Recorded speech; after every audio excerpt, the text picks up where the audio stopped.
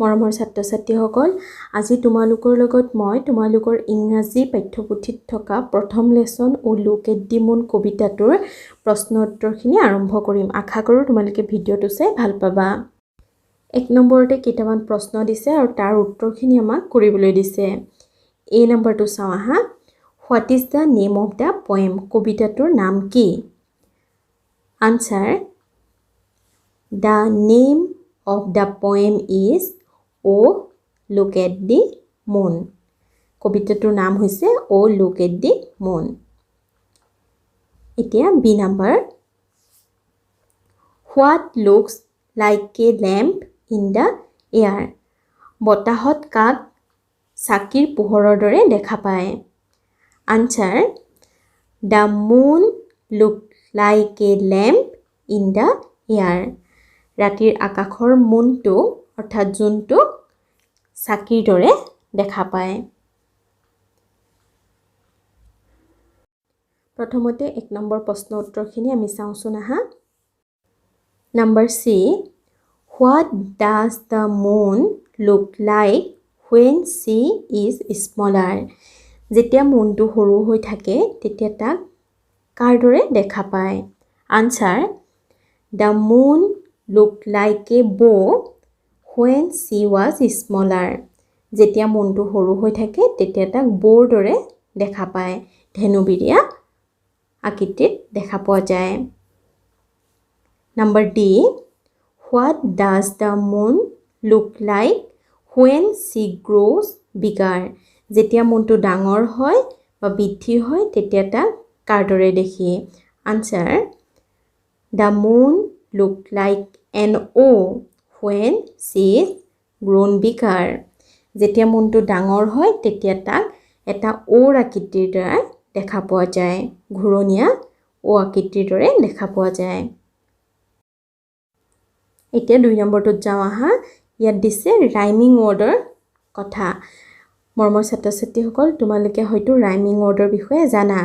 Rhyming word মানে একে উচ্চাৰণ হোৱা শব্দৰ কথা কোৱা হৈছে। ইয়াতে কেইটামান ৱৰ্ড দিছে, took, noon, hair, father, book, ram, cow, taller. এইকেইটাৰ আমি ৰাইমিং ৱৰ্ড একে উচ্চাৰণ হোৱা শব্দকেইটা কবিতাটোৰ পৰা চাই চাই কাষত লিখিব লাগিব।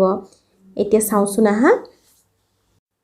টুক ৱৰ্ডছটোৰ কবিতাটোত থকা ৰাইমিং ৱৰ্ডটো হৈছে look, noon, moon, hair, air, father, mother, books, looks, ram, lamp, cow, now, taller, smaller.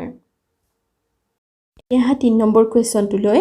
Right the opposites of the underline word. তলত আণ্ডাৰলাইন কৰা ৱৰ্ড দুটাৰ অপজিট অৰ্থাৎ বিপৰীত শব্দ লিখিবলৈ দিছে। SAC, চি হ'লে HC, সি হ'ব। চি শব্দটো ছোৱালীৰ ক্ষেত্ৰত ব্যৱহাৰ কৰা হয়, সেয়ে ল'ৰাৰ ক্ষেত্ৰত সি।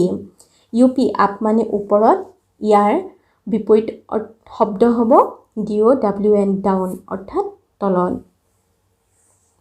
এতিয়া 4 নম্বৰটোত। 4 নম্বৰটোত কৈছে যে পেয়াৰত ৱৰ্ড আছে, মানে যোৰা হিচাপে ৱৰ্ড আছে, সেয়া আমাক পঢ়িবলৈ দিছে। প্ৰথম আছে বিফৰ। বিফৰ মানে আগত, ইয়াৰ অপজিট হৈছে আফটাৰ। আফটাৰ মানে পাছত।